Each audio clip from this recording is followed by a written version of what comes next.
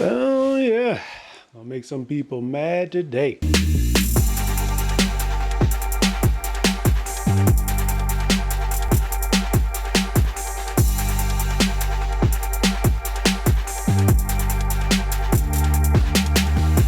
What's good? It's your boy Zachary, Carroll, aka Pastor Z, and this is Christian Hood Talk, where we help you apply the Bible to all of life's craziness.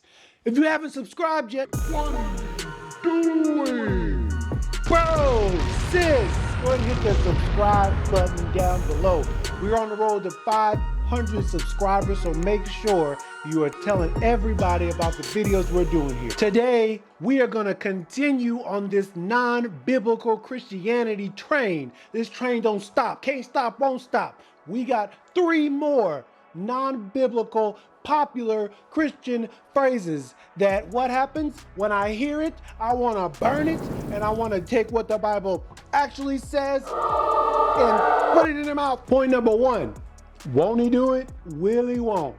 Now, this is a phrase people say anytime there is something that they want in life, something that they want to happen, a door to open, a job they want, a person they want, a place they want to go to, and then they feel like they can't get there, they can't do it, and then somebody who's a Christian comes in and says, won't he, won't he, won't he, won't he, won't he, won't he, won't he, won't he, won't he, won't he, somebody say. Basically, God will give you your desire. The problem with this is people use it for everything. This is a complete misusage of God's power. This idea that whatever we want, whenever we want, God is going to fulfill is just simply not biblical. And you're setting people up to be betrayed. You are setting people up to believe that God doesn't love them, that God doesn't have their best interests at heart,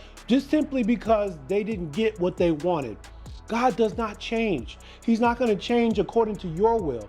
He fulfills his own purpose for you, which is the best purpose for you, I might add. Point number 2, I decree and declare. You have most likely heard this phrase stated in a prayer of sorts, a prayer of a charismatic persuasion. I decree and declare that sickness will end. I decree and declare that you are going to get out of debt. I decree and declare that job is going to be yours. I decree and declare, fill in the blank. So the issue with this is it places the speaker in the seat of God. In James, he says that we shouldn't even boast about tomorrow because we are but a vapor. We don't even know if we'll be alive tomorrow. So we should only say, if it be God's will, we're going to do this and that and go here and do that and whatever.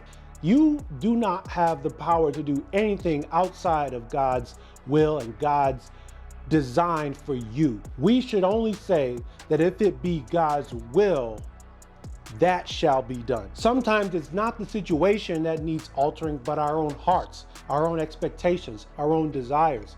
We can desire to go a specific way in our life, but it could be contrary to God's desire for us. And that might make you mad, but the whole point of surrender is the idea that you recognize God knows what's better for you than you do. And finally, God knows my heart. This probably is one of the most infuriating, nope. This is probably the most angering thing that I hear from Christians of all time. This is I hate this so much, it's hard to even get this out. This is stated by people whose intentions don't line up with their actions. The idea that our actions are all justified based on our heart posture is the most ludicrous thing I've ever heard, and it is so unbiblical. It's laughable. First of all, God knows your heart. Yes, he knows your heart after he tests your heart, after he weighs your heart, after he studies your heart based on your actions. Jeremiah 17:10, God himself says, that I search the mind and I test the heart, even to give unto man according to his deeds. But, Zach, we're not saved by our actions. We're saved by our belief in Jesus. What you gotta say about that? That's not what you're saying right now. So do we have to behave a certain way, or are we saved just by grace? This salvation by grace doesn't mean you are free to do whatever you want.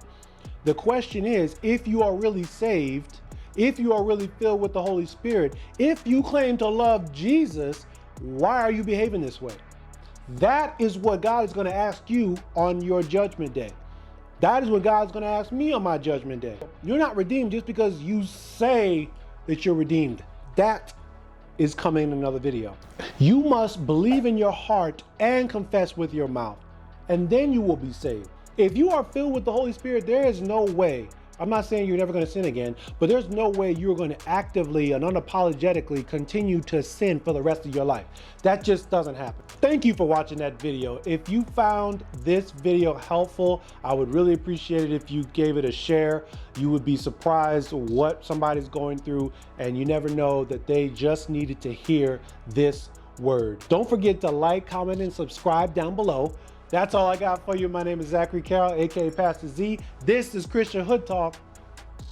Y'all be cool. I'm sweating. Sweat.